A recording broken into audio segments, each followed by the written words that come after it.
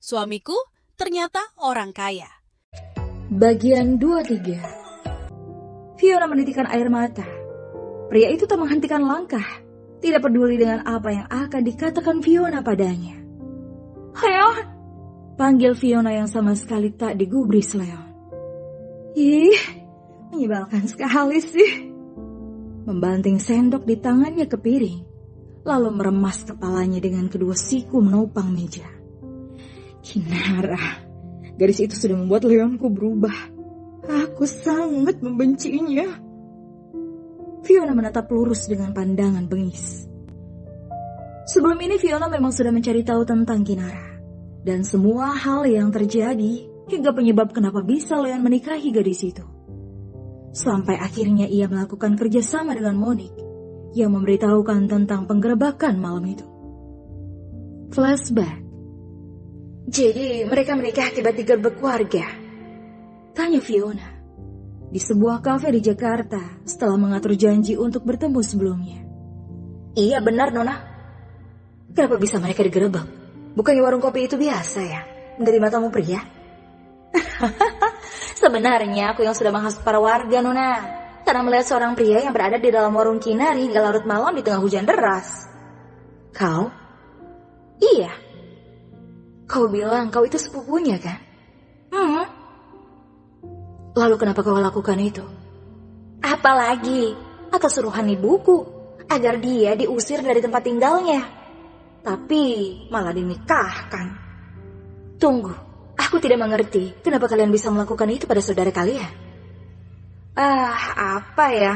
Jadi begini. Katanya, dulu kakekku menikah dengan nenekku yang seorang janda dan sudah memiliki putra dari pernikahan sebelumnya. Begitu juga dengan kakekku, yang membawa anak dari pernikahan yang sebelumnya juga, yaitu ibuku. Fiona mematung. Ia masih mendengarkan itu walau sebenarnya tidak penting baginya.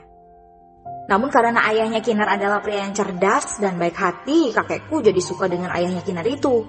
Bahkan seperti membeda-bedakan antara ibu dan ayah Kinara itu. Bahkan sampai harta warisannya dibagi dua.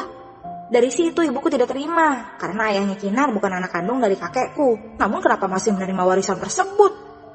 Oke, sudah cukup membicarakan silsilah keluargamu. Yang ingin kutanyakan, apa kau bisa membantuku untuk mengusir dari situ?" Monique tersenyum licik. "Jadi kau ingin aku membantu yang bagaimana Nona? Apa aku bisa membeli tanah itu? Tanah di bawah bangunan rumah Kinara?" "Tentu saja Nona, karena sertifikat tanah itu yang pegang adalah ibuku. Asal harganya cocok." Monique menyandar ke kursi. Fiona tersenyum jahat. "Sini, dekatkan telingamu." Monique pun mendekat ke meja. Dan di sanalah Fiona menyebutkan penawarannya, yang langsung membuat bola matanya membulat sempurna. "Bagaimana? Apa segitu cukup?" "Deal, aku yakin ibuku akan setuju." Langsung saja memutuskan, karena tawaran yang sangat tinggi berkali-kali lipat dari harga normal. "Bagus, urus itu bersama ibumu." Dan lagi, Fiona mengeluarkan gepokan uang di dalam amplop coklat, meletakkan di atas meja, lalu mendorong ke dekat Monique. "Mana foto pernikahan Siri Leon dan Kinar?" "Aku pikir Anda lupa." Monique mengeluarkannya lalu menyerahkan itu dan meraih amplop coklat tersebut. Fiona meraihnya, lalu membuka amplop itu dan mengeluarkan isinya. "Luar biasa." "Anda tidak salah bekerja sama denganku, Nona." "Baik, saatnya memulai permainan." Tuturnya dengan pandangan lurus ke depan sembari tersenyum jahat. Dari situlah permainan keduanya dimulai. Semua karena Kinar yang tidak gentar oleh ancamannya tempo hari saat memintanya untuk meninggalkan Leon secara baik-baik. Hingga sore itu Vio menunggu kepulangan dari situ. Setelah menyebabkan huru-hara di sebuah mega proyek milik Dewantara, agar Leon bisa lebih lama berada jauh dari garis itu, dan sedikit terhindar dari pantauan sekretarisnya. Guna mengabarkan pada Kinar jika dia akan mengambil alih tanah di atas bangunan rumah Kinara, asal dia mau menyerahkan kembali Leonard untuknya. Namun garis itu tetap kekeh tidak ingin melepaskan, hingga ia memerintahkan seseorang untuk mengirim foto-foto itu pada ayah Leonard. Dan dari sanalah penyebab murkanya Tuan Besar hingga memutuskan untuk kembali ke Indonesia, guna menarik putranya pergi dari Indonesia dan menetap di Amsterdam saat ini. Flashback off. Di gelapnya langit ibu kota, setelah Kinar menutup warungnya, Kinar pun memutuskan untuk pergi, walau hanya sekedar jalan-jalan saja. Karena di rumah ia hanya akan semakin merindukan Mas Tara. Karena hadiah-hadiah kecil yang ia lihat di kamarnya, pemberian sang suami yang dititipkan kepada seorang kurir setiap harinya. Iya, hari ini dia mendapat kiriman bunga untuk yang kesekian kalinya, dengan kata-kata yang indah. Hal itu semakin membuat Kinar bingung. Sebenarnya suaminya itu siapa? Dan sedang ada di mana? Hingga selama ini ia tak kunjung kembali. Padahal waktu terus berjalan hingga minggu kedua. Tetap saja tidak ada jawaban pasti tentang pertanyaan itu. Dengan langkah kaki lunglai ia terus berjalan. Hingga sampai pada halte busway. Berdiri di dekat pintu, menunggu bis tiba. Entah mau kemana dia di waktu yang masih sore ini. Yang pasti Kinar ingin jalan saja, mengikuti langkahnya. Siapa tahu dia bisa ketemu sama Mas Tara tanpa sengaja. Begitu pikirnya. Hingga bis datang, Kinar mulai melangkahkan kakinya masuk ke dalam bis yang pintunya sudah terbuka. Beberapa orang mendorong bahunya karena ingin masuk lebih dulu. Hingga gadis itu pun tak kebagian tempat duduk. Kinar menghela nafas. Ia berdiri di dekat pintu yang sudah tertutup. Perlahan gadis itu menyandarkan kepalanya di dinding bis, melamun sendirian. Bahkan riuh suara orang-orang pun seperti tak terdengar baginya. Sedang apa sih dia? Memangnya dia tak merindukanku apa? Apa hanya aku yang merasakan ini sendiri?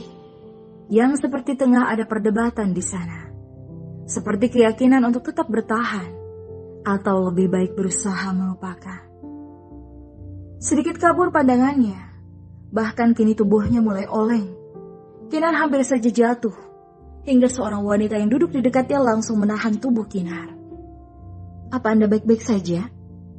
Oh, terima kasih Kak. Iya, saya baik-baik saja. Tersenyum dengan bibirnya yang sedikit pucat.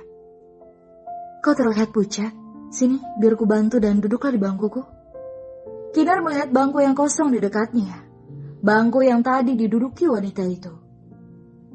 Tapi apa Anda tidak ingin duduk juga? Tanya Kinar pada wanita yang berpenampilan rapi dan terlihat cantik. Terlebih dengan jas dokter putih yang menggantung di lengannya. Dan komik yang jika tidak salah berjudul Inuyasha. Tidak apa, santai saja. Terima kasih. Ucap Kinar lirih sembari mengempaskan bokongnya di kursi. Maaf, kakak dokter ya? Iya, dokter kandungan. Kinar pun manggut-manggut. Tunggu, kau memanggilku kakak? Tanya wanita itu yang tengah mengemut lollipop di mulutnya. Ah, maaf, aku salah ya Nona. Hei, tidak apa. Panggil saja dengan itu. Aku senang. Karena akhirnya ada yang mengakui kalau aku masih muda. Walau sudah hampir 40 tahun usiaku. Habis selama ini aku geram karena dipanggil ibu. Kinar terkekeh. Dia adalah orang asing, namun sepertinya baik hati. Dan asik juga. Oh, kamu mau kemana? Entahlah. Entahlah? Kau pergi tanpa tujuan? Bagaimana sih? Iya kak, hanya ingin pergi saja membuang jenuh. Gadis ini seperti sedang ada masalah. Mau ku temani? Kebetulan aku juga sedang jenuh nih. Kinar menatap ragu. Hei, jangan melihatku seperti itu, Dik. Mengusap-usap kepala Kinara. Dik? Tidak apa kan? Jadi seperti kakak adik kita. Iya kak. Bagaimana? Mau? Ku traktir deh, kita makan sabu. Mau ya? Sabu? Iya, makan daging rebus kalau ku bilang. Di restoran Jepang. Maaf kak, aku tidak bisa. Kenapa? Kau takut aku akan menculikmu ya? Bukan begitu, tapi... lihat, kita sudah sampai di pemberhentian. Yuk, kita makan malam. Ayolah, Dik. Menarik tangan Kinara, Walau Kinar sedikit menahan, tapi dia akhirnya mengiyakan. Di sebuah restoran yang bergaya Jepang, Kinar sudah duduk di mejanya, di mana di hadapannya sudah ada kompor satu tungku dan panci yang lumayan aneh dengan air yang sudah mendidih. Dengan beberapa daging yang sangat tipis di wadah-wadah yang tertumpuk di meja itu juga. Belum lagi dengan beberapa sayur dan juga jenis olahan ikan. Apa yang kulakukan sih? Kenapa aku malah di sini bersama dokter wanita yang nyentrik ini? Menatap dengan penuh keanehan. Wanita di hadapannya tengah menggosok-gosok kedua sumpit di lengannya. Cah, menggugah selera sekali. Meraih piring berisi bakso ikan dan sayur berupa tauge dan semacamnya. Lalu memasukkan ke dalam panci yang airnya sudah mendidih. Secara sekaligus, setelahnya ia pun meraih wadah kotak berisi daging yang sangat tipis itu. Kinar mengamati caranya makan, karena jujur saja, dia sendiri bingung bagaimana cara makannya. Secara daging-daging itu masih mentah. Perlahan dokter wanita yang belum menyebutkan namanya itu mencelupkan pelan daging sebanyak 3-4 kali sampai daging itu berubah warna seperti daging matang. Lalu memasukkannya ke dalam saus yang berwarna hitam kecoklatan dengan wijen di dalamnya. Dan memakannya setelah meniupnya. Au, panas. Gumamnya sembari mengunyah. Ya ampun, nona itu sudah tahu panas langsung dimakan saja. Kinar menelan ludah. Oishi. Matanya berbinar, ia pun menyumpitkan daging yang lain lagi dan melakukan cara yang sama. Sesaat matanya melirik ke arah Kinar. Kau tidak makan? Oh, tersadar karena dari tadi asik mengamati nona itu makan.